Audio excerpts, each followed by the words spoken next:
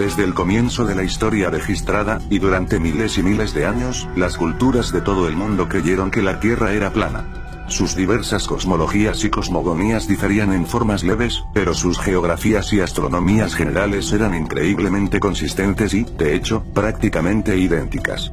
La Tierra era un plano estacionario vacío de cualquier movimiento o curvatura, plano en toda su extensión, excepto, por supuesto, para colinas, montañas y valles. El polo norte era el punto central monopolar magnético de la Tierra plana con Polaris, la estrella del polo norte situada directamente encima.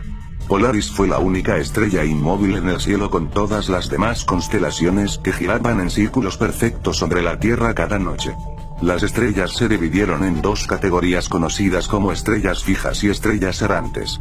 Las estrellas fijas se llamaban así porque se observaron entonces, como podemos observar hoy para mantenernos fijos en sus patrones de constelación noche tras noche, año tras año, siglo tras siglo, nunca cambiando sus posiciones relativas.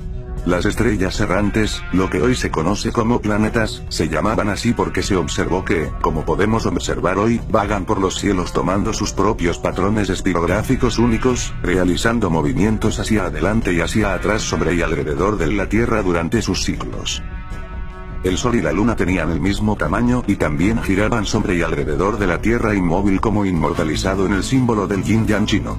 El Sol y la Luna estaban mucho más cerca de la Tierra de lo que se suponía en la actualidad y cada uno brillaba con sus propias luces opuestas. El Sol era cálido, dorado, seco, conservante y antiséptico, y la luz de la Luna era fría, plateada, húmeda, putrefacta y séptica. El Sol y la Luna, como si estuvieran conectados a un maipole magnético, realizaban viajes en espiral alternos sobre y alrededor de la Tierra cada año. El Sol comenzó su viaje en el trópico de Capricornio en el solsticio de invierno donde hizo su círculo más rápido y más grande sobre la Tierra.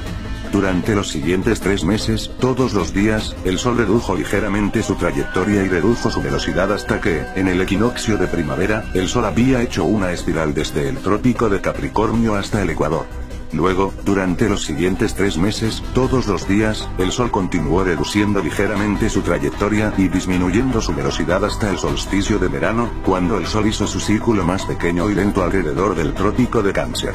Una vez que el Sol alcanzara este círculo más íntimo, como las cintas y los bailarines que rodeaban el polo de las mallas, el Sol comenzaría su viaje opuesto, cada vez más amplio y acelerado, de regreso al trópico de Capricornio. Durante los siguientes 3 meses, todos los días, el Sol ensanchó ligeramente su trayectoria y aceleró su velocidad hasta que el equinoccio de otoño el Sol se abrió en espiral desde el trópico de Cáncer hasta el Ecuador. Luego, durante los siguientes 3 meses, todos los días, el Sol continuó ampliando ligeramente su trayectoria y aceleró su velocidad hasta el solsticio de invierno cuando el Sol hizo su círculo más grande y rápido alrededor del trópico de Capricornio y el viaje anual comenzó nuevamente. El Sol y la Luna tenían el mismo tamaño y también giraban sobre y alrededor de la Tierra inmóvil como inmortalizado en el símbolo del Yin-Yang chino. El Sol y la Luna estaban mucho más cerca de la Tierra de lo que se suponía en la actualidad y cada uno brillaba con sus propias luces opuestas. El Sol era cálido, dorado, seco, conservante y antiséptico, y la luz de la Luna era fría, plateada, húmeda, putrefacta y séptica. El Sol y la Luna, como si estuvieran conectados a un maipole magnético, realizaban viajes en espiral alternos sobre y alrededor de la Tierra cada año. El Sol comenzó su viaje en el trópico de Capricornio en el solsticio de invierno donde hizo su círculo más rápido y más grande sobre la Tierra. Durante los siguientes 3 meses, todos los días, el Sol redujo ligeramente su trayectoria y redujo su velocidad hasta que, en el equinoccio de primavera, el Sol había hecho una espiral desde el trópico de Capricornio hasta el Ecuador. Luego, durante los siguientes 3 meses, todos los días, el Sol continuó reduciendo ligeramente su trayectoria y disminuyendo su velocidad hasta el solsticio de verano, cuando el Sol hizo su círculo más pequeño y lento alrededor del trópico de Cáncer. Una vez que el Sol alcanzara este círculo más íntimo, como las cintas y los bailarines que rodeaban el polo de las mallas, el Sol comenzaría su viaje opuesto, cada vez más amplio y acelerado, de regreso al trópico de Capricornio. Durante los siguientes 3 meses, todos los días, el Sol ensanchó ligeramente su trayectoria y aceleró su velocidad hasta que el equinoccio de otoño el Sol se abrió en espiral desde el trópico de Cáncer hasta el Ecuador.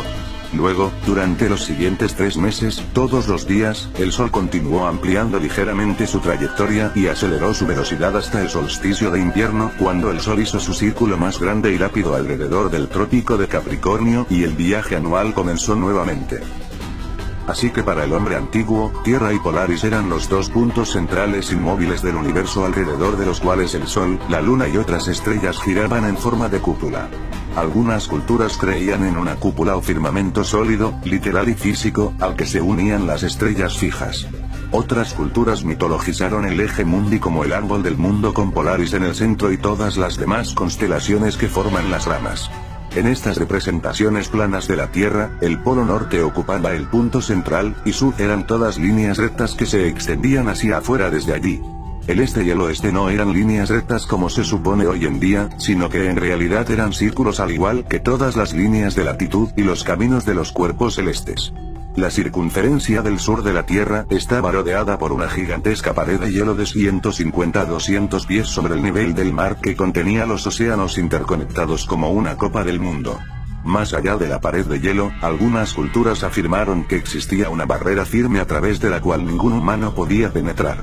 Otras culturas creían que existían mundos enteros y otras civilizaciones más allá del hielo antártico. Actualmente, y durante el último medio siglo, ha existido un tratado internacional antártico que impide toda exploración independiente de la Antártida. Existen visitas guiadas preaprobadas que llevan a los visitantes a algunas regiones costeras de la Antártida, pero no se permite ninguna exploración independiente del continente. Marineros como Harlean de hoy han sido sorprendidos tratando de explorar la Antártida y amenazados, volteados a punta de pistola, multados y encarcelados por violar este tratado internacional militarmente impuesto. Como resultado, el público actualmente no tiene forma de confirmar o negar las afirmaciones aparentemente fantásticas del hombre antiguo con respecto a lo que puede o no existir en los extremos más al sur de la Tierra. Sin embargo, podemos confirmar que este muro de hielo de 200 pies que rodea la circunferencia sur de la Tierra ciertamente existe. Podemos confirmar que Polaris es de hecho la única estrella que no se mueve en el cielo. De hecho, todas las estrellas fijas giran en círculos perfectos alrededor de Polaris mientras permanecen atrapadas en sus constelaciones relativas noche tras noche, año tras año, siglo tras siglo. Las estrellas errantes o planetas realmente vagan por el cielo tomando sus propios caminos espirográficos únicos cuando se trazan desde una perspectiva geocéntrica. El Sol y la Luna son, de hecho, observables, de igual tamaño y giran alrededor de nosotros en ciclos diarios. Al igual que los antiguos observaron, la ruta anual del Sol de hecho viaja desde el trópico de Capricornio en el solsticio de invierno, al Ecuador en el equinoccio de primavera, al trópico de Cáncer en el solsticio de verano, de regreso al Ecuador en el equinoccio de otoño, y finalmente regreso al trópico de Cáncer en el solsticio de invierno. La luz del Sol es ciertamente cálida, dorada, seca, conservante y antiséptica, mientras que la luz de la Luna es realmente fría, plateada, húmeda, putrefacta y séptica. Un termómetro colocado en la luz del Sol siempre leerá más cálido que un termómetro colocado en la sombra del Sol, mientras que un termómetro colocado en la luz de la Luna siempre leerá más frío que un termómetro colocado en la sombra de la Luna. Las sustancias vegetales y animales expuestas a la luz solar se secan, encogen, coagulan y pierden su tendencia a descomponerse y putrificar, mientras que las sustancias animales y vegetales expuestas a la luz de la Luna mostrarán rápidamente síntomas de putrefacción y descomposición. Al igual que los antiguos creían, la Tierra es observable y móvil a todos nuestros sentidos, y el horizonte permanece perfectamente plano en la medida en que el ojo puede ver. El horizonte no solo permanece perfectamente plano 360 grados alrededor del observador, sino que, ya sea a nivel del mar, en la cima del Monte Everest, a 35,000 pies de altura en un avión, o incluso a más de 100,000 pies de altura, el globo de aire caliente más alto para cualquier aficionado alguna vez ha volado, el horizonte plano en realidad se eleva hasta el nivel de los ojos del observador hasta el final. En una Tierra globular, sin importar qué tan grande se suponga, el horizonte permanecería donde estaba y el observador en ascenso tendría que inclinar su cabeza hacia abajo más y más a medida que se elevaban para ver el horizonte en constante caída. Muchas personas se sorprenderán al saber que, hasta el día de hoy, todos los experimentos científicos diseñados para demostrar el supuesto movimiento de la Tierra no lo han hecho, o se ha demostrado lo contrario, que la Tierra es realmente inmóvil, y cada intento hecho para medir la supuesta curvatura de la Tierra no lo ha hecho, o dado evidencia de lo contrario, que la Tierra es plana. La primera persona en la historia registrada en afirmar que la Tierra era otra cosa que el centro plano e inmóvil del universo fue un matemático y filósofo griego llamado Pitágoras de Samos, alrededor del año 500 A. Curiosamente, Pitágoras también ha sido promocionado por historiadores masones como Albert Mackay, James Anderson, William Hutchinson y William Preston como el primer masón. Pitágoras, presentado más como un experimento mental que como una cosmología completa, postuló que si la Tierra fuera un globo esférico que girara sobre su eje vertical una vez al día, mientras girara anualmente alrededor de un sol estacionario, este modelo también podría explicar los movimientos cíclicos de la Tierra. Cuerpos celestiales. Este modelo heliocéntrico se enseñó a los iniciados en la escuela crotona de Pitágoras, pero nunca se hizo popular ni tuvo influencia fuera de Grecia durante otros 2000 años. Un siglo más tarde, otro matemático y filósofo griego llamado Platón también defendió una cosmología esférica de la Tierra, excepto que afirmó que el globo terráqueo era el centro inmóvil del universo con el Sol, la Luna y las estrellas girando alrededor. Su estudiante más famoso, Aristóteles, también escribió sobre esta cosmología geocéntrica de la Tierra-mundo en su libro En los cielos, que ofrece 3 puntos principales de evidencia para su teoría. En primer lugar, Aristóteles observó que al alejarse de un observador en la costa, los barcos que se acercaban al horizonte desaparecieron del casco de la vista antes de la cabecera y postuló que este hecho se debía a la curvatura de la Tierra. Aristóteles argumentó que el casco desapareció primero porque, más allá del horizonte, el planeta Tierra se curvaba hacia abajo, lo que provocó que el casco y, finalmente, la cabecera y toda la nave cayeran por debajo de la curvatura. Hoy podemos probar fácilmente que Aristóteles estaba equivocado al utilizar telescopios, binoculares y cámaras con zoom. Una vez que un barco ha desaparecido por completo más allá del horizonte, la tecnología moderna nos permite acercarnos y hacer que todo el barco, el casco y todo vuelvan a la vista. Esto prueba que las naves no desaparecen primero en el casco, debido a la supuesta curvatura de la Tierra, y que la línea del horizonte es de hecho simplemente el punto de perspectiva de desvanecimiento desde el punto de vista de un observador dado, y no como supuso Aristóteles, el comienzo de la curvatura de la Tierra. El horizonte es subjetivo y varía en distancia dependiendo del clima, la altura del observador y la fuerza de su vista o instrumentos. Como se señaló anteriormente, el horizonte en realidad se eleva a los ojos del observador, sin importar qué tan alto suba, lo que también demuestra que la línea del horizonte no es un punto objetivo de curvatura en una Tierra convexa, sino más bien el punto de perspectiva subjetivo de fuga de una perspectiva. Dado el punto de vista del observador. El segundo punto de evidencia de Aristóteles ofrecido para su teoría esférica de la Tierra fue la sombra redonda de la Tierra proyectada sobre la Luna durante los eclipses lunares. Hasta el día de hoy, los heliocentristas aún ofrecen este argumento como prueba de una Tierra esférica, afirmando que durante los eclipses lunares el Sol, la Tierra y la Luna se alinean en una perfecta equidad de 180 grados como 3 bolas de billar que hacen que el Sol arroje la sombra de la Tierra a la Luna. Sin embargo, esta suposición inteligente pero defectuosa se vuelve completamente inválida, debido al hecho de que los eclipses lunares han ocurrido y continúan ocurriendo regularmente cuando el Sol y la Luna aún son visibles juntos sobre el horizonte. Ya en la época de Plinio el Viejo, hay registros de eclipses ocurridos mientras tanto el Sol como la Luna eran visibles en el cielo, y continúan siendo registrados por la Royal Astronomical Society hoy. Obviamente, si el Sol y la Luna son observables simultáneamente durante un eclipse, entonces no están alineados en un equidad de 180 grados y, por lo tanto, es imposible que el Sol pueda proyectar la sombra de la Tierra en la Luna, y se debe buscar alguna otra explicación. Otra explicación, de hecho, ya existía en muchas culturas alrededor del mundo, quienes postularon que un tercer cuerpo celeste conocido como Ra, o el Sol negro, también existía en tamaño igual al Sol y la Luna. Este cuerpo oscuro translúcido pasó a la orilla del Sol y la Luna durante los eclipses solares y lunares, causando que sus luces se atenuaran. El último punto de evidencia de Aristóteles ofrecido por su teoría esférica de la Tierra fue la aparición de Polaris y otras estrellas para declinar gradualmente sobre su cabeza cuando un observador viaja hacia el sur. Argumentó que la declinación gradual y la desaparición eventual más allá del horizonte de ciertas estrellas y constelaciones a medida que uno viajaba hacia el sur era evidencia de que el observador estaba viajando sobre una superficie curva convexa. Al igual que las naves que desaparecieron sobre el argumento del horizonte, Aristóteles postuló que la línea del horizonte era la curvatura literal de su Tierra esférica, y las estrellas que declinaron y desaparecieron más allá de ella se hicieron invisibles, porque una masa de tierra curva existía entre ellas y el observador. En realidad, sin embargo, la declinación gradual de los objetos en el cielo hacia el horizonte es simplemente un producto de la ley de la perspectiva en las superficies planas. Como cualquier estudiante de arte de la perspectiva puntual sabe, el ojo humano ve el mundo en forma piramidal, de modo que al mirar por un largo pasillo, el piso parece elevarse, el techo parece hundirse y las paredes parecen reducirse a un punto en el centro de la vista del observador. Por supuesto, las dimensiones del pasillo permanecen constantes en toda su longitud. El piso no se levanta realmente, el techo no se hunde, ni las paredes se cierran. Pero para el ojo humano todo se percibe de esta manera.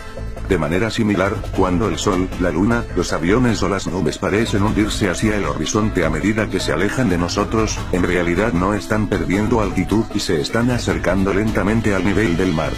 De hecho, están manteniendo la misma altitud, excepto que se están alejando de usted, por lo que la ley de la perspectiva hace que parezcan hundirse.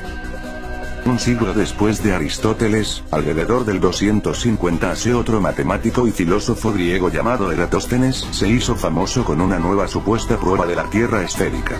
Eratóstenes notó que al mediodía durante el solsticio de verano en Slene, el sol no proyectaba sombras y los rayos podían llegar directamente al fondo de su pozo, mientras tanto, en Alejandría, una barra de metal verticalmente vertical arrojaba una sombra significativa.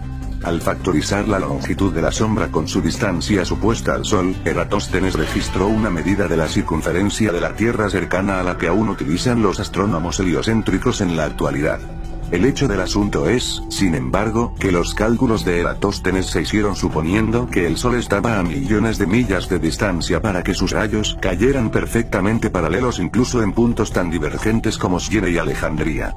Esta premisa defectuosa lo llevó a su conclusión errónea, que finalmente fue expuesta tras la invención del sextante náutico.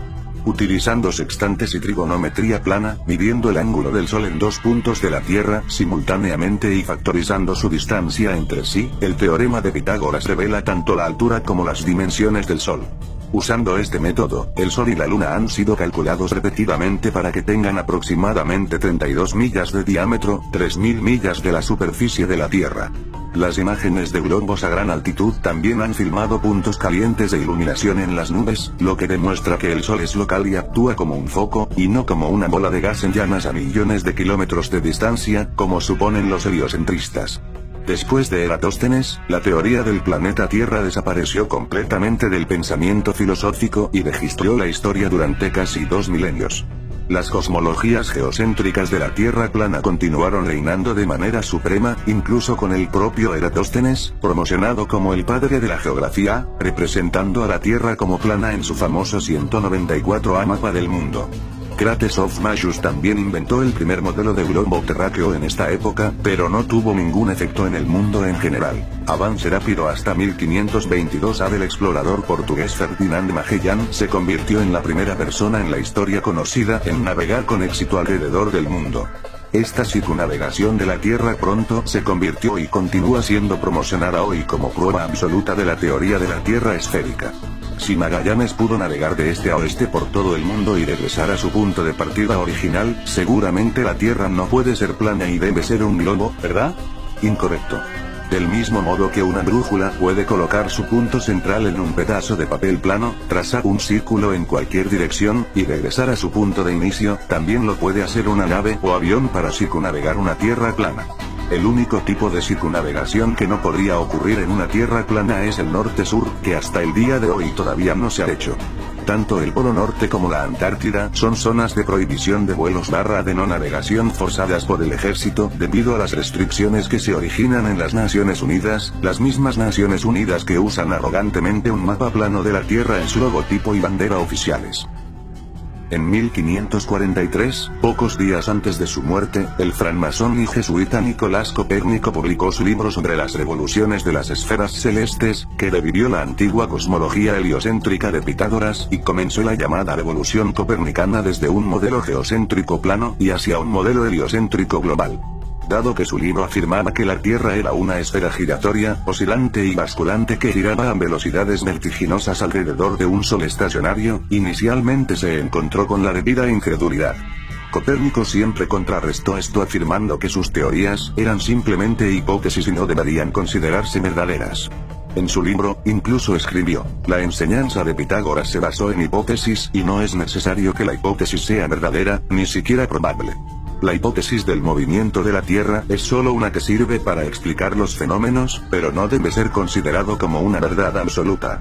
Los contemporáneos de Copérnico, como el astrónomo danés Tycho Brahe, argumentaron famoso contra su modelo heliocéntrico, afirmando que si la Tierra giraba en una órbita alrededor del Sol, el cambio en la posición relativa de las estrellas después de 6 meses de movimiento orbital no podía ser visto.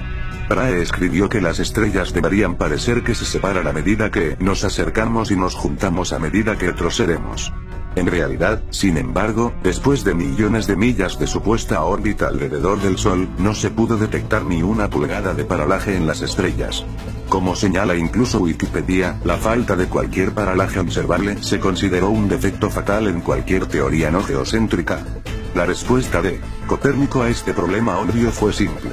Movió las estrellas tan lejos de la Tierra que, incluso después de millones de kilómetros de órbita supuesta alrededor del Sol, no se pudo detectar un paralaje apreciable. Copérnico simplemente necesitaba afirmar que las estrellas eran billones y billones de millas de distancia, por lo que matemáticamente sería imposible detectar una paralaje tan leve. Una vez más, los contemporáneos de Copérnico argumentaron en contra de esta conveniente corrección de los suyos, argumentando con bastante razón que si las estrellas estuvieran a trillones de millas de distancia, entonces no hay manera de que podamos verlas. Copernicus, una vez más, pregonó que la razón por la que aún podíamos ver estrellas a miles de millones de kilómetros de distancia, era porque no eran meros puntos diminutos de luz translúcida en el cielo nocturno, sino que, de hecho, las estrellas eran bolas de gas gigantescas miles de millones de veces más grandes que nuestro Sol. Así que primero Copérnico tuvo que mover las estrellas a trillones de millas de la Tierra para explicar la falta de paralaje, y luego tuvo que hacer que las estrellas fueran miles de millones de veces más grandes para explicar por qué deberíamos verlas desde distancias tan fantásticas. Por último, ofreció distancias muy específicas y ecuaciones matemáticas para solidificar su teoría, afirmando, por ejemplo, que había calculado con precisión la distancia del Sol a la Tierra para ser exactamente 391,200 millas.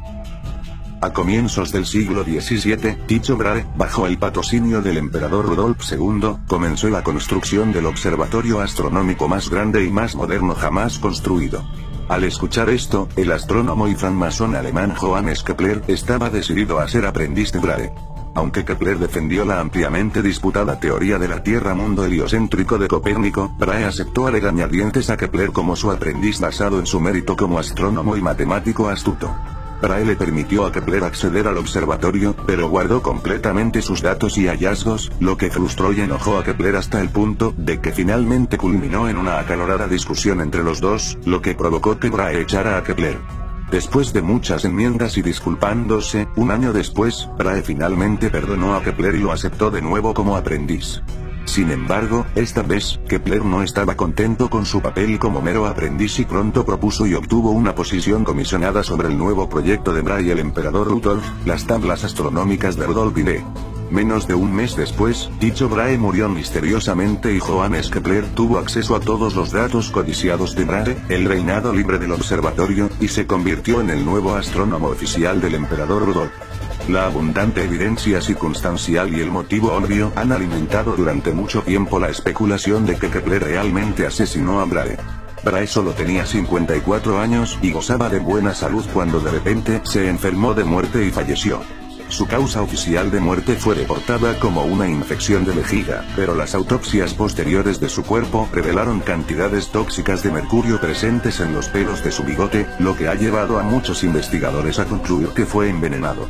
El libro de 2004 Heavenly Intrigue sugirió que Kepler había asesinado a Brahe para obtener acceso a sus datos.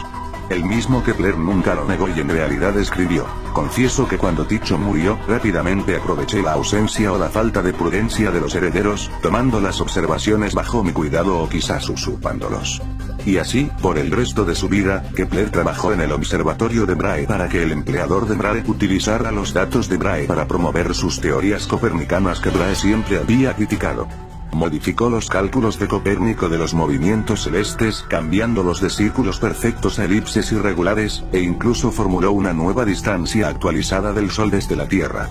Mientras Copérnico había afirmado positivamente que el Sol estaba a 3.391.200 millas de la Tierra, Kepler aseguró a la comunidad astronómica que su nueva cifra de 12.376.800 millas era la verdadera distancia. Unos años más tarde, en 1608 se inventó el primer telescopio, y en 1609 el siguiente campeón del copernicismo, astrónomo italiano, francmasón y probable jesuita Galileo Galilei, compró y construyó varios de ellos. Galileo mejoró el diseño del telescopio al aumentar las capacidades de zoom desde el aumento original de 3x hasta 30x, y en 1610 hizo el supuesto descubrimiento más importante de su carrera. Con su telescopio con zoom de 30x, Galileo afirmó haber visto lo que describió como 3 estrellas fijas, totalmente invisibles por su pequeñez, todas cerca de Júpiter y tendidas en una línea recta a través de él. Después de rastrear estas estrellas invisibles por un tiempo y notar que aparecían algunas veces, pero no otras, Galileo llegó a la conclusión de que cuando no podía encontrarlas debían esconderse detrás de Júpiter y, por lo tanto, no debían ser estrellas invisibles en absoluto, sino lunas invisibles orbitando a Júpiter. Su presunto descubrimiento de lunas en órbita alrededor de Júpiter fue luego presentado como prueba del sistema copernicano, afirmando que la Tierra debe ser un planeta como Júpiter, ya que ambos tienen lunas en órbita. Hasta el día de hoy, la NASA afirma tener telescopios especiales que pueden, en ocasiones, ver estas lunas de Júpiter, tal como Galileo afirmó en su día para ver, en ocasiones, con sus telescopios especiales. Hoy en día, con los telescopios modernos y la tecnología de zoom, podemos ver los cuerpos celestes mucho más cerca y con mucha más claridad de la que Galileo podría haber esperado.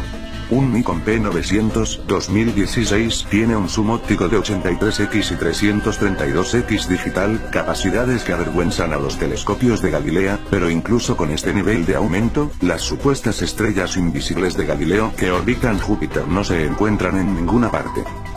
Galileo y sus compañeros predecesores masones, actuando más como verdaderos creyentes de su fe heliocéntrica que los científicos legítimos, fueron constantemente culpables de inventar teorías elaboradas para apoyar su conclusión inevitable.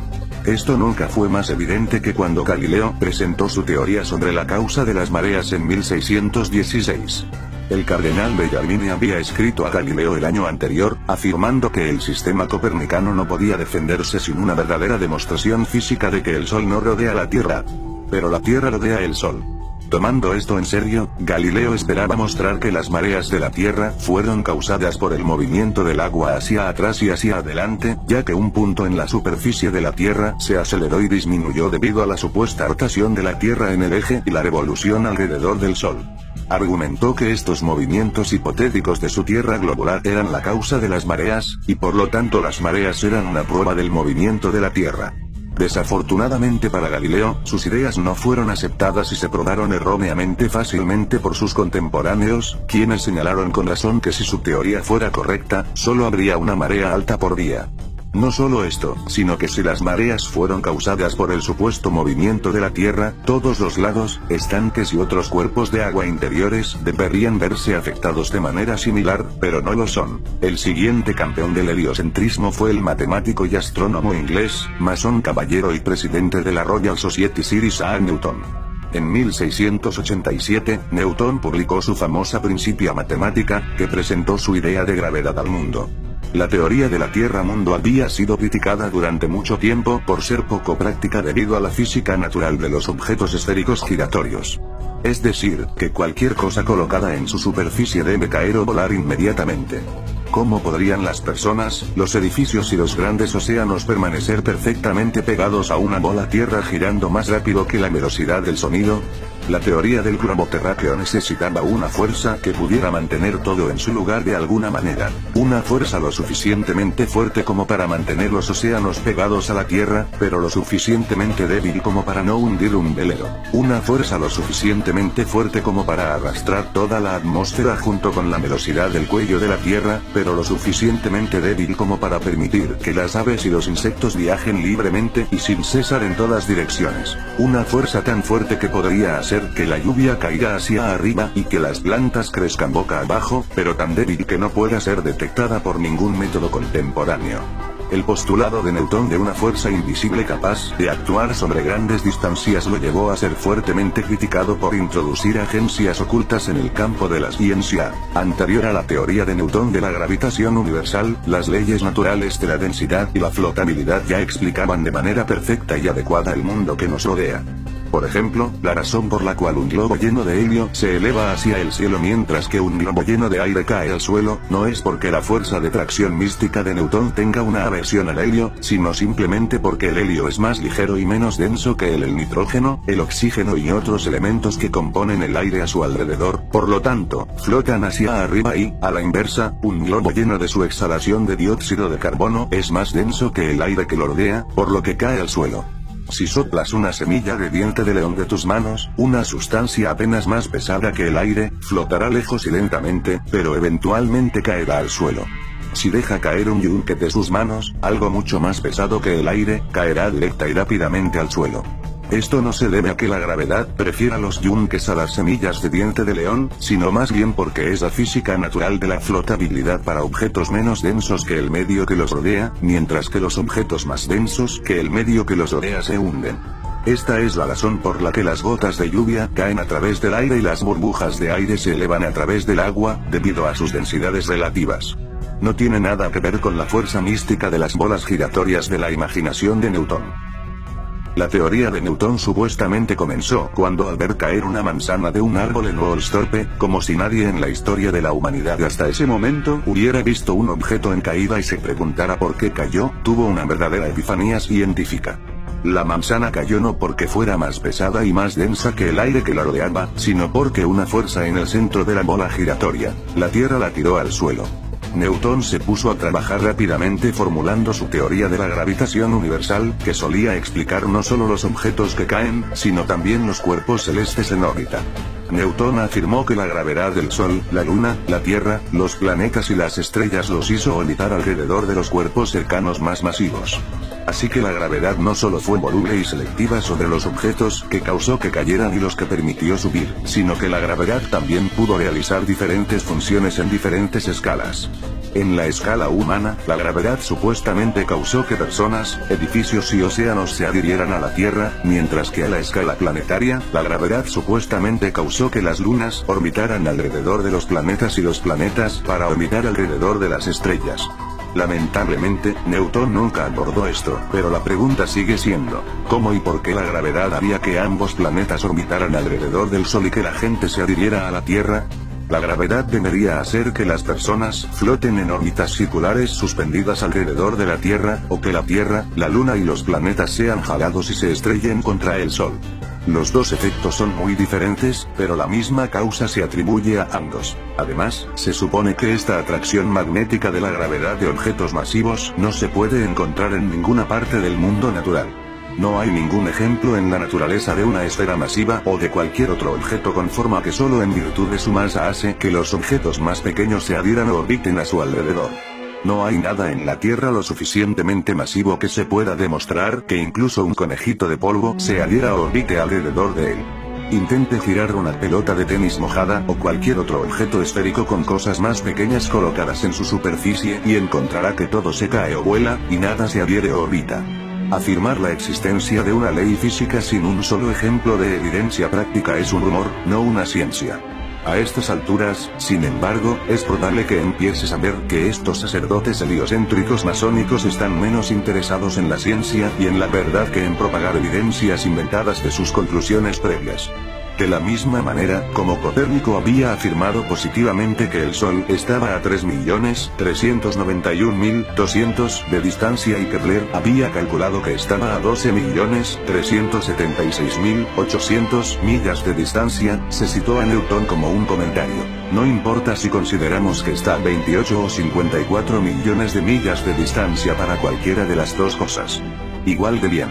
Parece que tenía razón, porque la supuesta distancia al Sol de los heliocentristas ha seguido aumentando en millones hasta el día de hoy, con la cifra oficial actual de 93 millones de la NASA. En 1773, el capitán Cook se convirtió en el primer explorador moderno que rompió el círculo antártico y alcanzó la barrera de hielo. Esta expedición ofreció una oportunidad emocionante de encontrar pruebas de los modelos planos o de la Tierra del mundo, porque el capitán Cook tenía la intención de navegar completamente alrededor de la Antártida en busca de entradas a través de la pared de hielo. Si la Tierra fuera realmente un globo terráqueo de 25,000 millas en la circunferencia ecuatorial, como afirmaban los heliocentristas, entonces una circunnavegación completa de la Antártida sería de aproximadamente 12,000 millas, y si la Tierra fuera plana con la Antártida rodeando toda la circunferencia, tendría que realizarse una circunnavegación completa de la Antártida. Tomar más de 50,000 millas. Durante 3 viajes que duraron 3 años y 8 días, el capitán Cook y su tripulación navegaron un total de 60,000 millas a lo largo de la costa antártica y nunca encontraron una entrada o un camino a través o más allá de la enorme pared glaciar. El capitán Cook escribió: el hielo se extendía hacia el este y el oeste más allá del alcance de nuestra vista, mientras que la mitad sur del horizonte estaba iluminada por rayos de luz que se reflejaban desde el hielo hasta una altura considerable. Los viajes posteriores del capitán James Clark Ross y el capitán George Nares en el siglo XIX confirmaron aún más los hallazgos de Cook.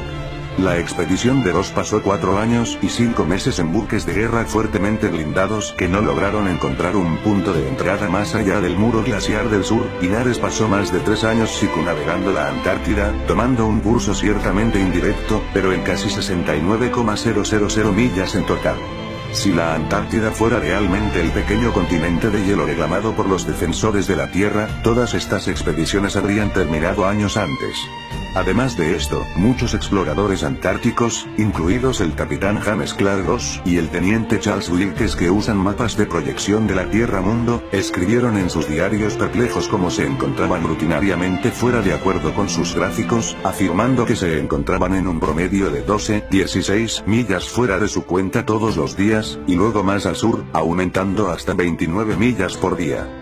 Estas enormes discrepancias experimentadas por los exploradores que viajan más al sur generalmente se atribuyen a tormentas, vientos y corrientes cada vez más fuertes, pero si ese fuera el caso, deberían haberse encontrado con la misma frecuencia que antes, y nunca lo hicieron. En 1783 se inventó el globo aerostático y, por primera vez en la historia registrada, la gente pudo flotar millas sobre la superficie de la Tierra y ver por sí misma de una vez por todas si la Tierra era plana o no. Para el asombro de muchas personas, tan alto como se elevaron, el horizonte permaneció perfectamente plano 360 grados a su alrededor y se elevó hasta el nivel de sus ojos. J. Glaser escribió en sus viajes en el aire que, al mirar por encima de la parte superior del automóvil, el horizonte parecía estar a la altura de los ojos, y tener una gran vista de toda el área visible debajo, fue golpeado con su gran regularidad. Todo fue empequeñecido en un plano. Parecía demasiado plano. M. Víctor Emanuel, otro globo aerostático, escribió: en lugar de que la Tierra se reduzca de la vista en ambos lados y que la parte superior esté debajo del automóvil, como se supone popularmente, fue exactamente lo contrario. La parte más baja, como una gran cuenca, está inmediatamente debajo del coche y el horizonte en todos los lados elevándose al nivel del ojo. Como se dijo anteriormente, esto solo es posible en un plano. Pasaría un siglo entero después de que Newton publicara sus teorías sobre la gravitación antes de que se inventara un experimento científico para intentar demostrar su existencia. En 1797, Henry Cavendish, el científico británico, masón y nieto adinerado del duque de Devonshire, creó un experimento que, según afirmó, probó la existencia de la gravedad, midió su constante y proporcionó cifras exactas para las masas exactas de la Tierra, Sol, Luna y planetas.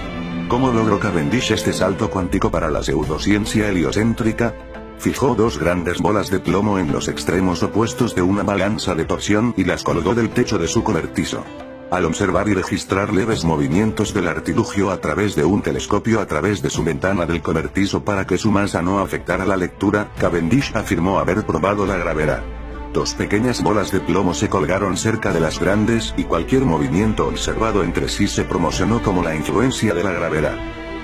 Ahora, el experimento de Cavendish ha sido ampliamente criticado por la comunidad científica porque nunca en más de 2 siglos desde su creación, nadie ha podido replicarlo. En primer lugar, las bolas simplemente no siempre se atraen entre sí, ya que deben ser constantes para la llamada constante gravitacional. A veces, el equilibrio de la torsión gira hacia las bolas y, a veces, se aleja, ya que es imposible no dar un ligero movimiento trémulo al interactuar con ellas. Henry incluso se quejó en sus notas de la frecuencia con la que estaba realizando la medición. El artilugio aún estaba en oscilación. En segundo lugar, dado que su fuerza de gravedad calculada fue 1039 más débil que la fuerza del electromagnetismo, a partir de la cual se componen todos los objetos materiales, no hay control para el experimento que pueda factorizar y diferenciar positivamente la supuesta fuerza gravitatoria de la fuerza electromagnética más fuerte conocida. En otras palabras, las bolas podrían simplemente estar atraídas entre sí a través de la electricidad estática, una fuerza conocida que existe en todas las cosas, miles de millones de veces más fuerte que la gravedad e imposible de controlar para el experimento. Aunque nadie pudo replicar los hallazgos de Cavendish, el experimento pasó a la historia como un gran éxito, y aún se enseña como verdadera prueba de la gravitación universal en los libros de texto de ciencia de hoy. Medio siglo más tarde, en 1851, un científico francés llamado Léon Foucault realizó un experimento similar a Cavendish, pero esta vez colgó una bola del techo, la hizo girar y afirmó que todo movimiento lateral era una prueba de que la Tierra estaba girando bajo el péndulo. Desde la demostración original de Foucault, estos péndulos se han movido regularmente en museos y salas de exposiciones de todo el mundo con el fin de proporcionar una prueba perpetua y perpetua de la teoría de la bola heliocéntrica giratoria. La verdad, sin embargo, es desconocida para la mayoría del público engañado, que el péndulo de Foucault es un experimento fallido que no prueba nada más que lo fácil que es para la pseudociencia engañar a las masas maleables. Para empezar, los péndulos de Foucault no giran uniformemente en ninguna dirección. A veces giran en el sentido de las agujas del reloj y otras en el sentido contrario a las agujas del reloj, a veces no giran y otras giran demasiado. Al igual que en el experimento de Cavendish, los científicos que han intentado replicar los hallazgos de Foucault han admitido una y otra vez que fue difícil evitar darle al péndulo un ligero sesgo lateral al comenzar. En verdad, el comportamiento del péndulo depende en realidad de 1, la fuerza inicial que comienza su oscilación y 2, la articulación de rótula utilizada que facilita el movimiento circular sobre cualquier otra. La supuesta rotación de la Tierra es completamente intrascendente e irrelevante para la oscilación del péndulo. Si la supuesta rotación constante de los péndulos afecta a la Tierra de alguna manera, entonces no debería haber necesidad de iniciar manualmente los péndulos en movimiento. Si la rotación diurna de la Tierra causa la rotación diurna uniforme de 360 grados de los péndulos, entonces no debería existir un péndulo estacionario en ningún lugar de la Tierra. También a mediados del siglo XIX, otro francés llamado Gaspard Gustave Coriolis realizó varios experimentos que muestran el efecto de la energía cinética en los sistemas rotativos, que desde entonces se han mitificado como prueba de la teoría heliocéntrica. Se dice a menudo que su efecto Coriolis causa que los lavabos y las tazas de inodoro en el hemisferio norte drenen girando en una dirección, mientras que en el hemisferio sur hacen que giren en la dirección opuesta, lo que proporciona una prueba de la bola giratoria de la Tierra. Sin embargo, una vez más, al igual que los péndulos oscilantes de Foucault y las bolas colgantes, lavabos e inodoros de Cavendish en los hemisferios norte y sur, no giran constantemente en ninguna dirección. Los lavabos e inodoros en el mismo hogar a menudo giran en direcciones opuestas, dependiendo completamente de la forma de la cuenca y del ángulo de entrada del agua, no de la supuesta rotación de la Tierra. También se dice que el efecto Coriolis también afecta las trayectorias de las balas y los patrones climáticos, supuestamente causando que la mayoría de las tormentas en el hemisferio norte giren en el sentido contrario a las agujas del reloj, y la mayoría de las tormentas en el hemisferio sur que giren en el sentido de las agujas del reloj, causando que las balas de las armas de largo alcance hacia la derecha del objetivo en el hemisferio norte y hacia la izquierda en el hemisferio sur. Una vez más, sin embargo, siguen los mismos problemas. No todas las balas ni todas las tormentas muestran el comportamiento de manera consistente y, por lo tanto, no pueden usarse razonablemente como prueba de nada. A fines del siglo XIX, principalmente gracias a los experimentos, libros y conferencias de un inventor y autor inglés llamado Dr. Samuel Rowbotham, un renacimiento de la Tierra plana comenzó a barrer el mundo. Los hallazgos de Rowbotham, comenzando con su libro de 1864, La Tierra no es un globo. Una investigación experimental de la verdadera figura de la Tierra, probándola como un plano, sin movimiento axial o orbital. Y el único mundo material en el universo causó una gran despertar en la comunidad científica y gracias a 3 décadas de sus esfuerzos, la forma de la Tierra se convirtió en un tema candente de debate a finales del siglo XIX. El Dr. Rowbotham realizó varios experimentos con telescopios, niveles de burbuja y teodolitos, instrumentos especiales de precisión utilizados para medir ángulos en planos horizontales o verticales. Al ubicarlos en alturas iguales, dirigidas entre sí sucesivamente, demostró una y otra vez que la Tierra era perfectamente plana por millas sin una pulgada de curvatura. En su serie de experimentos más famosa, Rowbotham viajó a Cambridge, Inglaterra, donde hay un canal de 20 millas llamado Old Bedford que pasa en línea recta a través de Fenlands, conocido como el nivel de Bedford. El agua no tiene interrupción de las cerraduras o compuertas de agua de ningún tipo y permanece estacionaria, lo que la hace perfectamente adecuada para determinar si existe realmente alguna cantidad de convexidad / curvatura. Si estuviéramos viviendo en una bola tierra, cada estanque, lago, pantano, canal y otra gran masa de agua estancada, cada parte tendría que comprender un arco leve o semicírculo que se curva hacia abajo desde la cumbre central. Si la bola tierra fuera realmente de 25,000 millas de circunferencia, como dicen los heliocentristas, entonces la trigonometría esférica dicta que la superficie de toda el agua estancada debe curvarse hacia abajo a 8 pulgadas por milla fácilmente medible multiplicada por el cuadrado de la distancia. Esto significa que a lo largo de un canal de agua estancada de 6 millas, la Tierra tendría que curvarse 16 pies, 8 pulgadas hacia abajo desde un extremo al otro, y o sumergir 6 pies en cada extremo desde el pico central, dependiendo de dónde se tome la medida. Rowbotham probó primero parándose en el agua sosteniendo un telescopio a 8 pulgadas de la superficie, mientras su compañero remaba lejos de él en un bote pequeño con una bandera de 5 pies de alto. Si la Tierra era de hecho un globo de 25,000 millas de circunferencia, cuando el barco llegó a Puente Welney a 6 millas de distancia, el barco y la bandera deberían haber estado completamente ocultos detrás de una masa de agua curva de 6 pies de altura. En realidad, sin embargo, cada vez que se prueba, todo el barco y la bandera permanecen visibles de principio a fin. En un segundo experimento, el Dr. Rowbotham colocó 7 banderas a lo largo del borde del agua, cada una a 1 milla de distancia de la siguiente con sus partes superiores colocadas a 5 pies sobre la superficie y se colocó con su telescopio detrás del primero. Si la Tierra fuera un globo de 25,000 millas de circunferencia, cada bandera sucesiva tendría que rechazar una cantidad determinada y determinada por debajo de la última. La primera y segunda banderas establecen la línea de visión, luego la tercera debe caer 8 pulgadas por debajo de la segunda, la cuarta bandera 32 pulgadas por debajo, la quinta 6 pies, la sexta 10 pies 8 pulgadas y la séptima bandera debe ser una clara.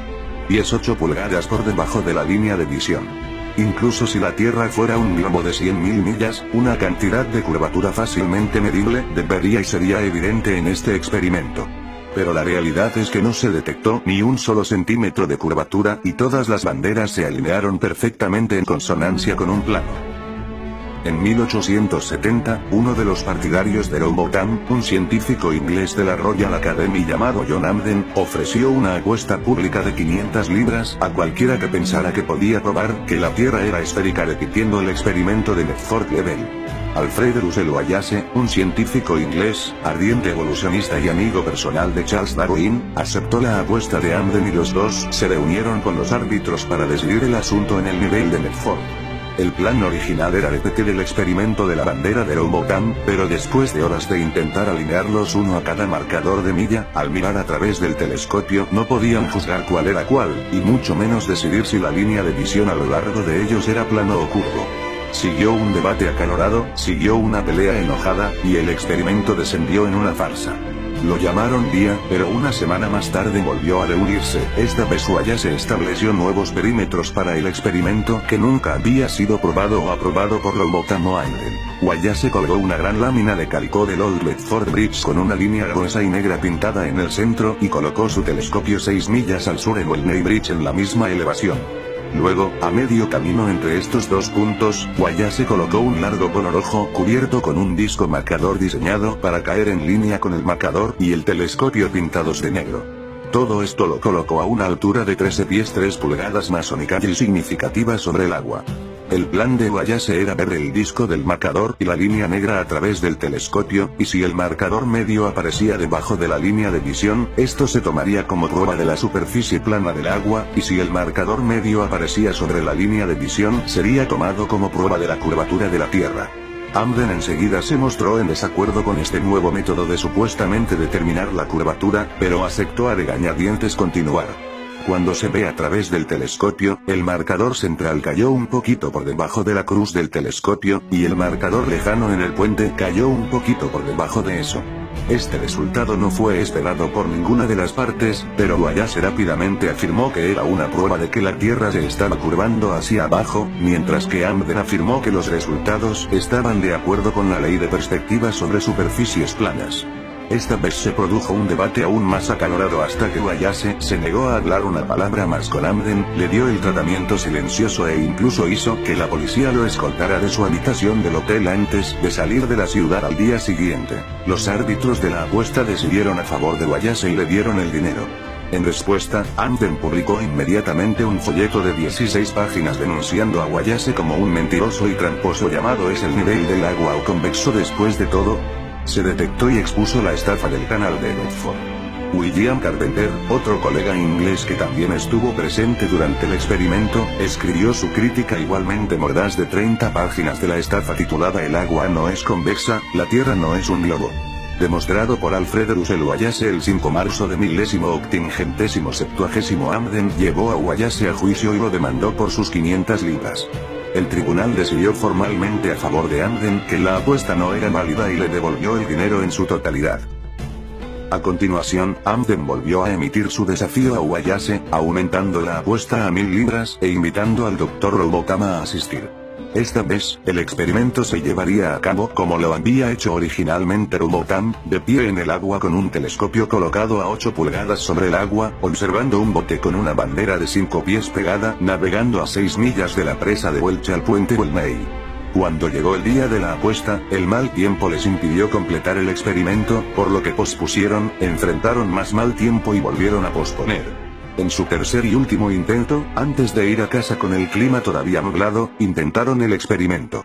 Lamentablemente, poco después de alcanzar el punto intermedio, el barco se hizo indistintamente más allá de la bruma y se canceló la apuesta. El bote y la bandera fueron visibles, sin embargo, durante las 3 millas completas. En 2015, un grupo de planeadores de la Tierra repitió una vez más el experimento de Rowbotham en el nivel de Bedford con resultados similares. No detectaron curvatura y guiaron el bote más allá del marcador a mitad de camino, pero se vieron oscurecidos por el mal tiempo antes de alcanzar las 6 millas. En 1871, después de recibir una gran cantidad de presión del público para abordar estas afirmaciones de los defensores de la Tierra plana, el presidente de la Royal Astronomical Society, George Airy, ideó un experimento que esperaba probaría de una vez por todas el movimiento axial de la Tierra y silenciaría para siempre a la multitud. En usando planoteos. Al llenar primero un telescopio con agua para reducir la velocidad de la luz en el interior, luego calcular la inclinación necesaria para bajar la luz de la estrella directamente hacia abajo del tubo, Airy planeó medir la velocidad del telescopio, y por lo tanto la velocidad de la Tierra, extrapolando la cantidad de inclinación necesaria para mantener la luz de las estrellas entrando en línea recta. El experimento, sin embargo, pasaría a la historia y se conocería para siempre como el fracaso de Airy porque cada vez que lo repetía, Airy descubrió que la luz de las estrellas ya venía en el ángulo correcto sin ningún cambio necesario, lo que demuestra que las estrellas se mueven en relación con una Tierra estacionaria y no al revés. Airy había querido probar la teoría heliocéntrica, pero en cambio ideó una prueba duradera del modelo geocéntrico. En 1887 los físicos estadounidenses Albert Michelson y Edward Morley realizaron un experimento para determinar la velocidad de la Tierra a través del espacio, o lo que entonces se llamaba el éter. Al pasar la luz a través de dos vías, una en la dirección del supuesto movimiento de la Tierra y la otra en ángulo recto, la luz que viaja con la Tierra debería haber tardado más tiempo en regresar que la luz en ángulo recto. Para sorpresa de Michelson, Morley y el establecimiento científico, sin embargo, no se detectó ninguna diferencia, incluso después de repetir el experimento varias veces en diferentes lugares. Para intentar solucionar este problema evidente, el establecimiento heliocéntrico creó la contracción de Fitzgerald-Lorentz, que en realidad tenía el descaro de afirmar que la trayectoria de la luz que iba en la misma dirección que la Tierra se volvió físicamente más corta durante el experimento, de modo que el tiempo de retorno fue igual al otro camino.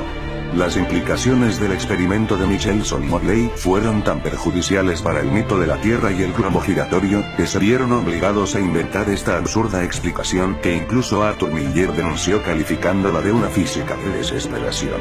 Después de la muerte de Samuel Rumocam, Lady Elizabeth Blount, autora inglesa, vocalista y anti-viviseccionista, fundó la Universal Aesthetic Society, que atrajo a miles de miembros y publicó una revista llamada La Tierra no es una reseña mundial para varios. Décadas muchos otros prominentes de la Tierra plana de la época también continuaron haciendo todo lo posible para difundir la palabra. John Anzen continuó publicando su propio trabajo y reimprimió todo el material de Samuel Rumocam. En 1885, William Carpenter publicó su famoso 100 pruebas de que la Tierra no es un globo. En 1892, Alexander Gleason lanzó su nuevo mapa estándar del mundo tal como es, que sigue siendo hasta hoy uno de los mapas planos de la Tierra más precisos jamás creados. Esperaba que reemplazara por completo a los globos y Mercator traza mapas en todo el mundo, pero desafortunadamente la influencia de su mapa fue de corta duración.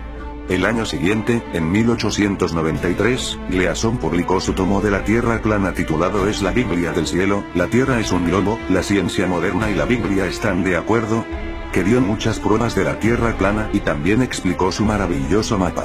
En 1899, el autor sudafricano de la Tierra plana Thomas Winship publicó su excelente trabajo, Cosmogenia Estética, evidencia de que el mundo no es un globo giratorio rotatorio sino un círculo de plano estacionario.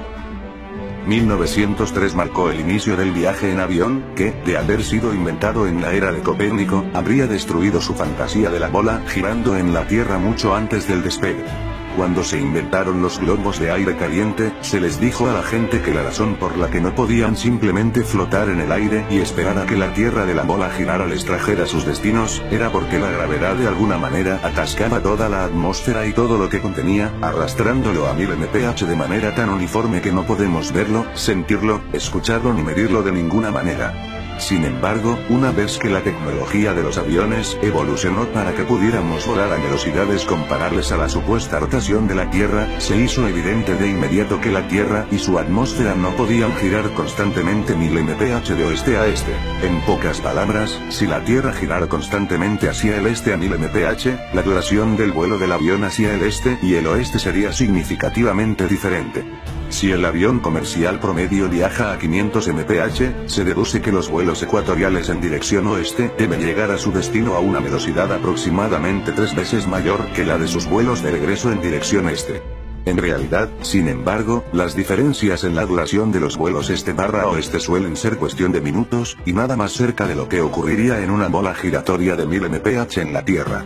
Por ejemplo, los vuelos hacia el este con el supuesto giro de la bola de la Tierra desde Tokio a la toman un promedio de 10,5 horas, por lo tanto, los vuelos de regreso hacia el oeste contra el supuesto giro deben tomar un promedio de 5,25 horas, pero en realidad toman un promedio de 11,5 horas. También es de destacar que, si la Tierra fuera un globo terráqueo, hay varios vuelos en el hemisferio sur que tendrían su camino más rápido directo sobre el continente antártico, como Santiago de Chile a Sydney, Australia. En lugar de tomar la ruta más corta y rápida en línea recta sobre la Antártida, todos estos vuelos desvían todo tipo de direcciones que se alejan de la Antártida, en lugar de afirmar que las temperaturas son demasiado bajas para viajar en avión. Teniendo en cuenta el hecho de que hay muchos vuelos hacia desde sobre la Antártida, y la NASA afirma tener tecnología que los mantiene en condiciones mucho más frías, y mucho más calurosas, que cualquier otra persona experimentada en la Tierra, como la excusa es simplemente una excusa, y los vuelos no se hacen porque son imposibles. Si la Tierra fuera una bola, y la Antártida estuviera demasiado fría para sobrevolarla, la única manera lógica de volar desde Sydney a Santiago sería un tiro directo sobre el Pacífico, permaneciendo en el hemisferio sur durante todo el camino. El reabastecimiento de combustible se podría hacer en Nueva Zelanda u otros destinos del hemisferio sur en el camino si es absolutamente necesario.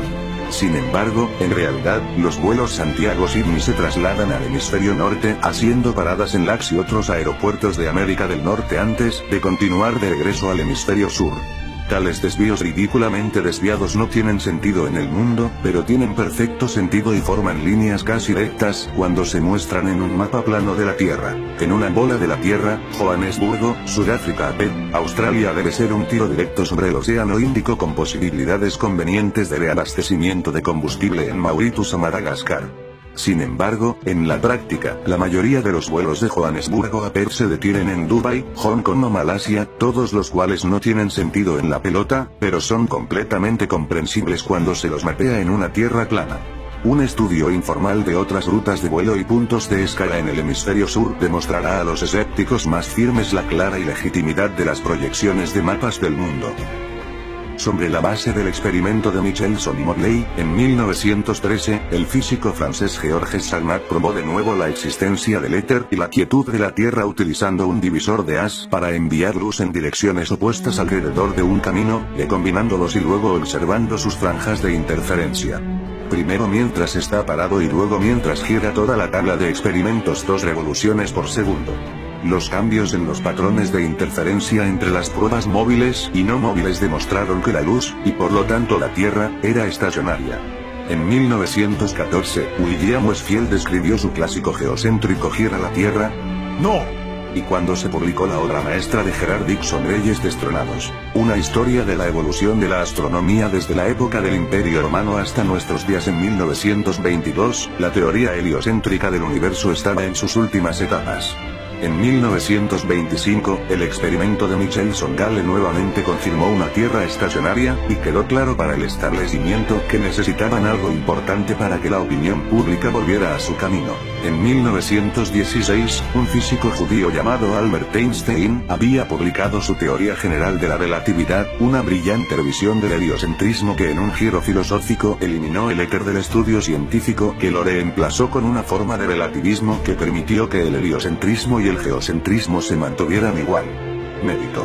Si no hubiera un medio etérico absoluto dentro del cual existan todas las cosas, hipotéticamente se podría postular un relativismo completo con respecto al movimiento de dos objetos como la Tierra y el Sol. En un salto filosófico, sin evidencia científica que lo respalde, Einstein y el establecimiento heliocéntrico pudieron así barrer a Iris Failure, Michelson, Morley, Sagnac y Gale, todos convenientemente debajo de la alfombra y pretender que no existían, simplemente afirmando que todo movimiento en el universo era relativo.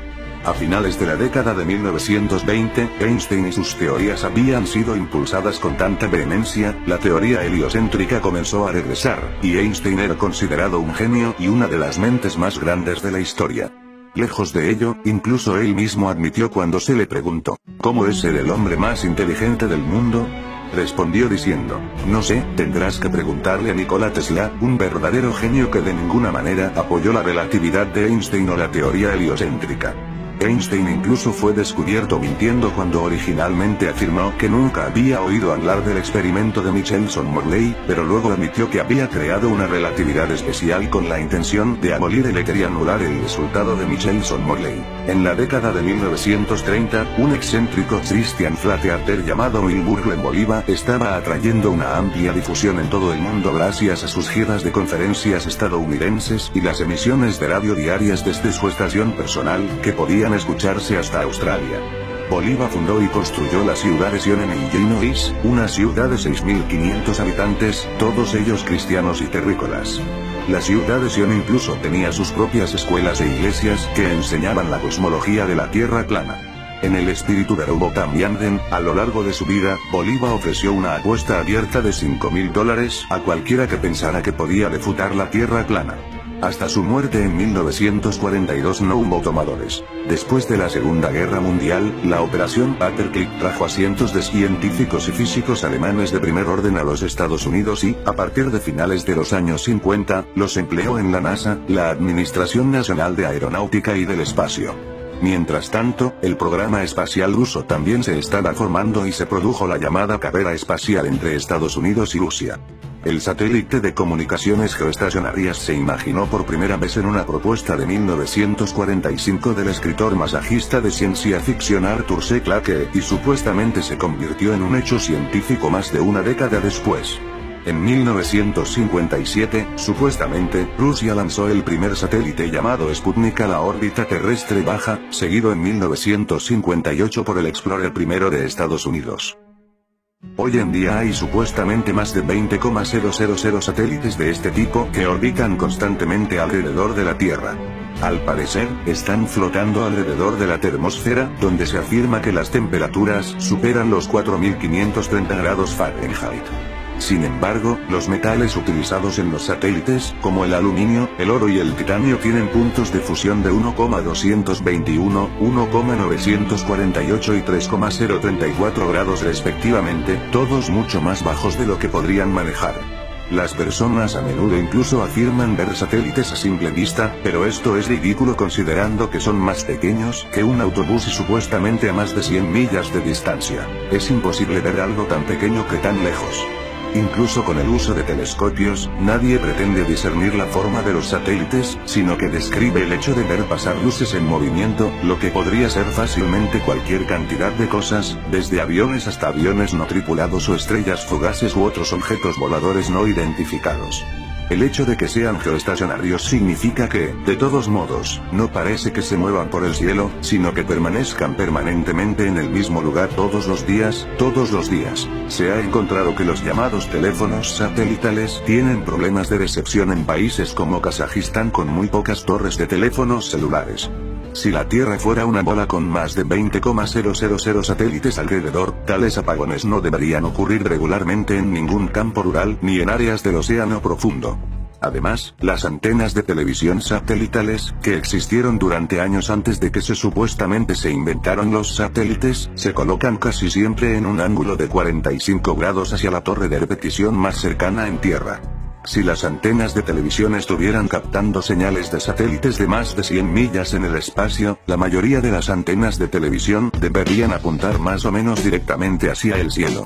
El hecho de que las antenas satelitales nunca apunten hacia arriba y casi siempre estén colocadas en un ángulo de 45 grados prueba que están captando señales de torre en tierra. Antes de que los satélites, la radio, la televisión y los sistemas de navegación como LoRa y Decca estuvieran bien establecidos y funcionaran bien utilizando solo tecnologías terrestres.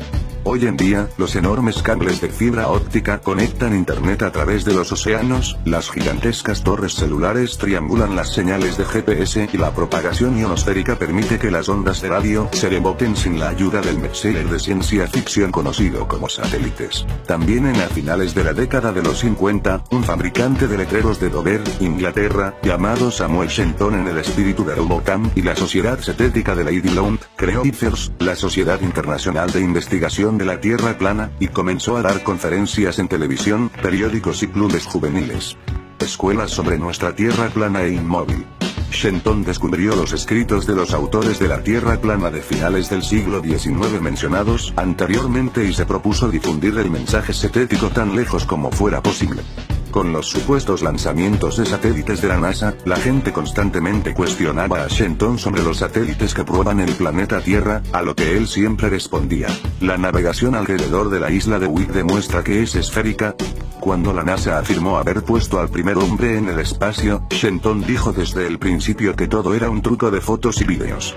Cuando supuestamente John Glenn orbitó el mundo en 1963, Shenton incluso le envió una membresía gratuita de IFERS con un mensaje personal que decía: «Oh, chico sabio».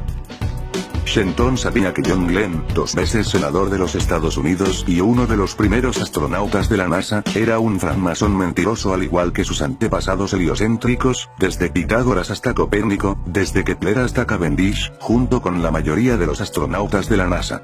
Buzz Aldrin Jr. es un masón admitido, con letreros de mano, con destellos de mano, grado 33, de Montclair Lodge No. 144 en Nueva Jersey. Edgar Mitchell es un orden de Monlay masón en Artesta Lodge No. 29 en Nuevo México. James Irwin fue miembro de Tejon Lodge No. 104 en Colorado Springs. Don Eisele fue miembro de Luther B. Turner Lodge No.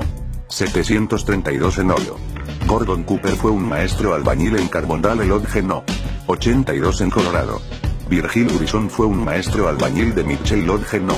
228 en Indiana. Walter Schirra Jr. era un masón del grado 33 en Canaveral Lodge No. 339 en Florida.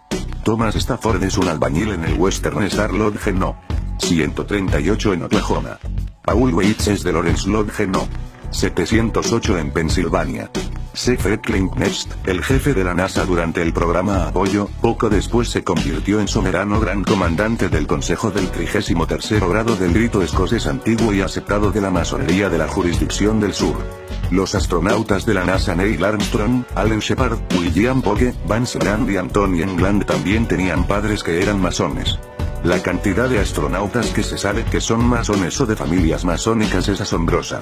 Es probable que más astronautas y personas de importancia clave en la NASA también estén afiliadas a la hermandad, pero no tan abiertas acerca de su membresía. Para que haya tantos masones, miembros de la sociedad secreta más grande y antigua del mundo, involucrados en la promoción y propagación de esta doctrina heliocéntrica globalista desde su inicio hasta los tiempos modernos, debería surgir una seria sospecha. Antes de que la primera misión de Apollo limpiara la plataforma de lanzamiento, 11 astronautas de la NASA murieron en accidentes altamente sospechosos. Gus Grissom, Roger Chaffee y Ed White fueron cremados juntos en un fuego de cápsula de Apolo durante una prueba completamente innecesaria y peligrosa donde fueron atados y encerrados en una cámara de oxígeno al 100% que incineró a los 3 en segundos. Otros 7 astronautas, Ted Freeman, Charles Bassett, Elliot C., Russell Rogers, Clifton Williams, Michael Adams y Robert Lawrence murieron en 6 accidentes de avión distintos, y Ed Givens en un accidente automovilístico. 8 de estas muertes fueron solo en 1967. Tantos astronautas que mueren por coincidencia en tales circunstancias es altamente improbable, y dar crédito a la idea de que fueron masajes intencionales de los masones que intentan encontrar a las personas adecuadas para vender su engaño. Uno de los astronautas caídos más francos fue Gus Grissom. Para 1967, Grissom se había vuelto cada vez más irritado y vocalmente negativo por las posibilidades de la NASA de aterrizar a un hombre en la Luna. Afirmó que las probabilidades eran bastante escasas y que se colgó un limón en la cápsula de apoyo después de que fallara repetidamente los procedimientos de prueba de seguridad. Grissom amenazó con hacer públicas sus quejas sobre el LEM, e incluso le dijo a su esposa Betty: si hay un accidente grave en el programa espacial, es probable que sea yo. Inmediatamente después de su asesinato, agentes del gobierno allanaron la casa de Grissom antes de que se informara a nadie sobre el incendio o su muerte. Retiraron todos sus papeles personales y su diario, para nunca ser devueltos. Desde 1969 a 1972, los masones de la NASA afirmaron haber aterrizado 6 de sus misiones Apolo en la Luna. Con este ingenioso engaño, un poco de tecnología de cohetes, un grupo de masones mentirosos y fotografías tomadas a través de una ventana redonda, con este psicópata, la NASA logró convencer a casi todos en la Tierra de que viven en una bola giratoria. Sin embargo, en el documental, una cosa divertida sucedió en el camino a la Luna. Puedes ver imágenes oficiales de la NASA que muestran a los astronautas del Apolo 11, Buzz Aldrin, Neil Armstrong y Michael Collins, durante casi una hora, usando transparencias y trucos de cámara. Falsas tomas de una Tierra redonda. Se comunican a través del audio con control en Houston sobre cómo realizar la toma con precisión, y alguien sigue preguntándoles cómo manipular la cámara de manera efectiva para lograr el efecto deseado. Primero apagaron todas las ventanas a excepción de una circular orientada hacia abajo, hacia donde apuntaban la cámara desde varios pies de distancia. Esto creó la ilusión de una Tierra en forma de bola rodeada por la oscuridad del espacio, cuando en realidad era simplemente una ventana redonda en su oscura cabaña. Neil Armstrong afirmó en este punto que estaba a 130,000 millas de la Tierra, a mitad de camino de la Luna, pero cuando los trucos de la cámara se terminaron, el espectador pudo ver por sí mismos que los astronautas no estaban a más de un par de docenas de millas por encima de la superficie de la Tierra. En un plano de altura.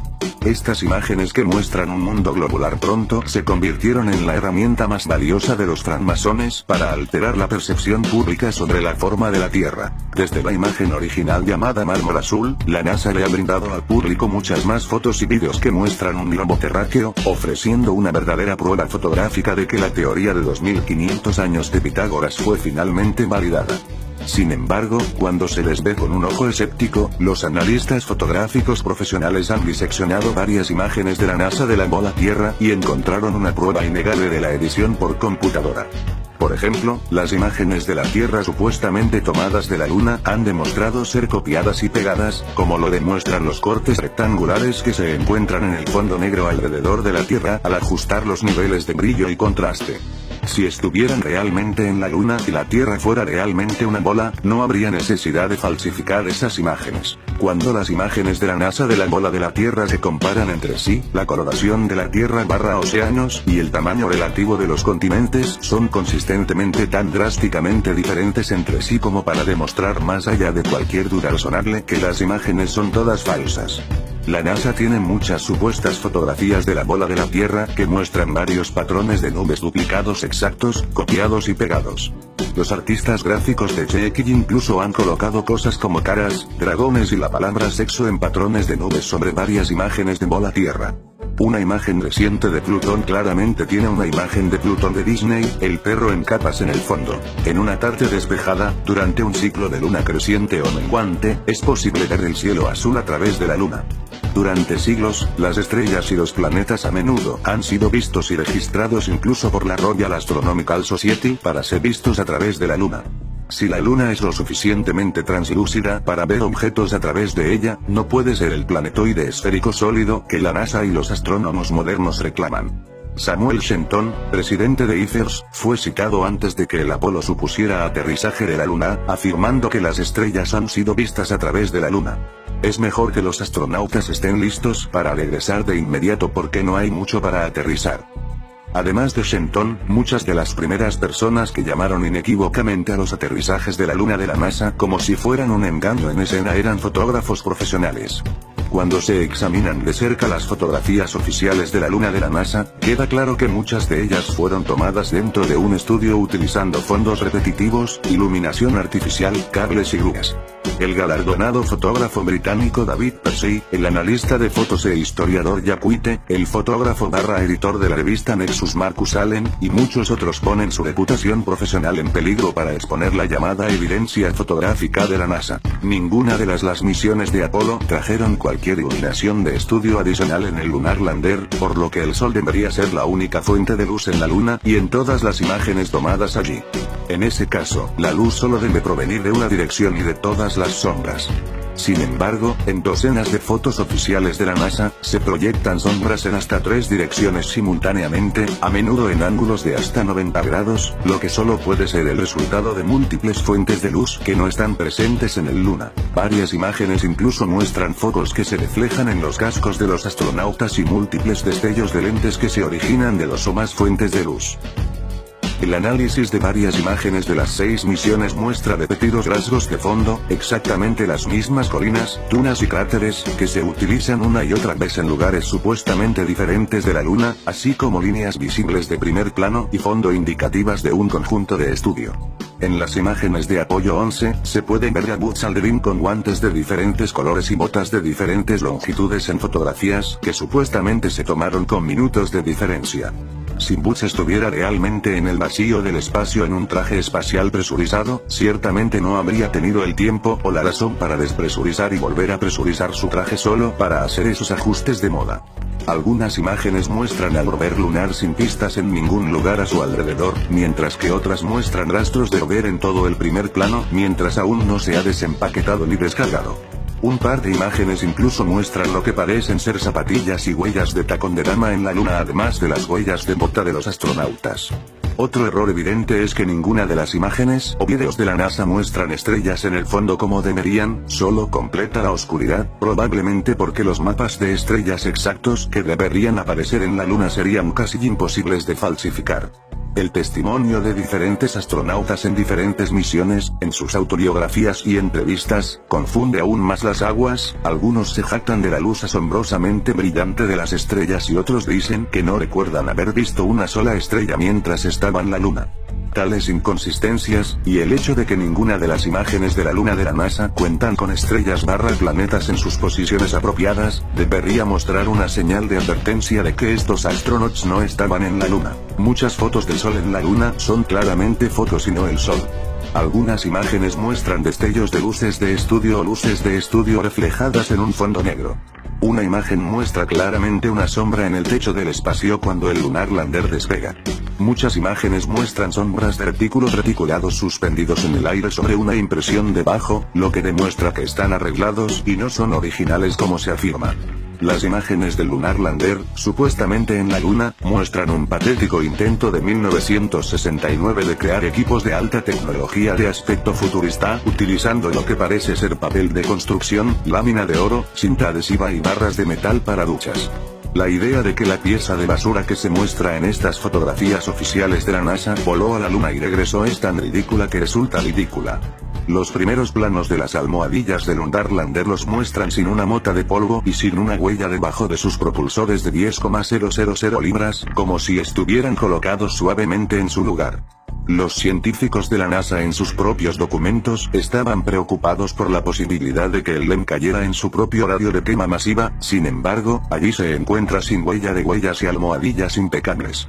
Incluso las huellas de las botas de los astronautas causaron profundas impresiones en el polvo lunar, sin embargo, los propulsores de las 10,000 libras del lander no dejaron huellas, ni agujeros de explosión ni polvo en las almohadillas. Cuando se examina la evidencia de video, se encuentran aún más anomalías.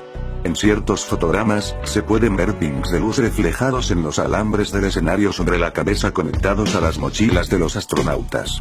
En un clip de Apollo 16, un astronauta cae de rodillas y rápidamente se levanta con una sacudida por lo que solo puede ser un alambre invisible que lo levanta directamente hacia arriba. Una de las anomalías de video más evidentes es la forma en que varias misiones de Apolo muestran banderas estadounidenses ondeando en el viento espacial inexistente. Se supone que la Luna no tiene atmósfera, por lo que las banderas deben permanecer perfectamente inmóviles, pero a menudo se las puede ver moviéndose de forma bastante ruidosa.